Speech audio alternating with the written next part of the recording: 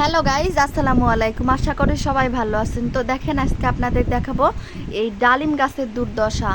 এই ডালিম গাছের দুর্দশা, কত দুর্দশা, খারাপ অবস্থা, তো সেটাই দেখাবো আপনাদের সাথে। দেখেন কত ডালিম ধরে আছে।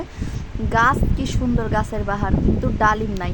আর দেখেন এই ডালিমটা ঠিক কেমন, ঘা বাড়ানা, দেখেছেন? ডালিমেরও ঘা বাইর হয়।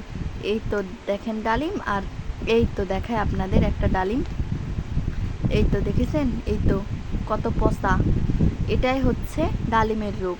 দেখেন তো কত সুন্দর ডালিম, আর এই ডালিমের কত খারাপ অবস্থা, দেখেছেন? দেখেন এই ডালিমের স্বাদ যেন মধু মধু, এত সুন্দর স্বাদ এই ডালিমের, তা আপনাদের বোঝানো যাবে না, না খেলে বুঝতে পারবেন না গাইস।